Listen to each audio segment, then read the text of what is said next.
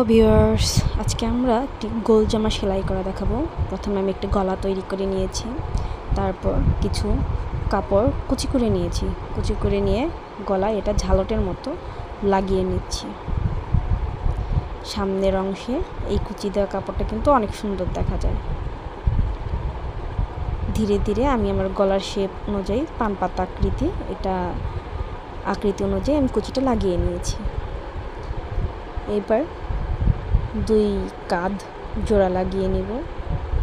কাপড়ের সোজা অংশ দুইটা নিচে রেখে উল্টো অংশে সেলাই করছি আমি। কোমরে ফিতা থাকবে, তাই আমি ফিতার তৈরি করার জন্য একটি ঘর তৈরি করে নিচ্ছি।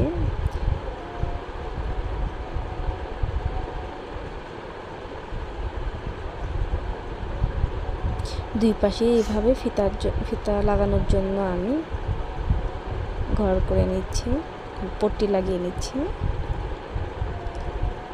পট্টি লাগানো শেষ। এবার আমি দুই সাইডের অংশ সেলাই করে নিচ্ছি। আপনারা আপনাদের সাইজ অনুযায়ী সেলাই করে নেবেন, একদম উপর থেকে নিচ পর্যন্ত। দুই সাইডে আমি এভাবে সেলাই করে নিয়েছি। এবার যেহেতু রাউন্ড জামা, নিচে একটি পাইপিং করে ভাঁজ করে সেলাই করে নিচ্ছি।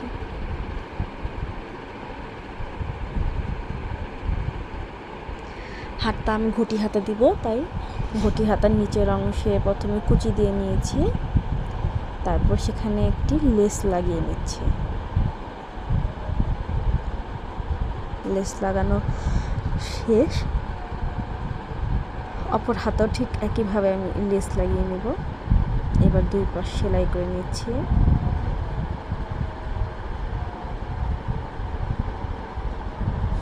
এবার গলার সামনের অংশে একটু লেস লাগিয়ে নিচ্ছি, এতে গলাটা দেখতে অনেক বেশি সুন্দর দেখাবে।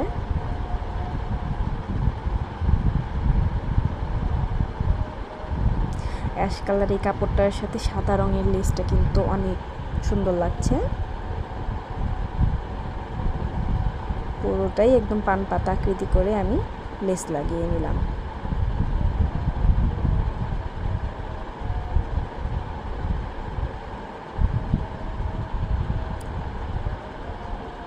দেখুন কত সুন্দর দেখা যাচ্ছে। এবার দুই হাতার অংশটা আমি সেলাই করে নিচ্ছি গোল করে। তারপর হাতার জন্য কুচি কুচি করে নিচ্ছি। যেহেতু ঘটি হাতা, কুচি যত বেশি হবে হাতাটা দেখতে ঠিক ততটাই বেশি সুন্দর দেখা যাবে। দেখুন পুরোটাই আমি কুচি করে নিয়েছি। বগলের অংশ কোনো কুচি দিইনি, জাস্ট উপরের কাঁধের অংশটুকু আমি কুচি দিয়েছি। দেখুন ফাইনাল লুক আমার জামাটা কতটা সুন্দর দেখা যাচ্ছে। ঘটি হাতাটা কিন্তু অনেক সুন্দর হয়েছে এবং গলাটাও অনেক সুন্দর হয়েছে। পুরো একটা রাউন্ড ড্রেস। কাঁধে কোমরের অংশটুকু ফিতা লাগিয়ে নিয়েছি যেখানে। দেখুন কতটা রাউন্ড হয়েছে।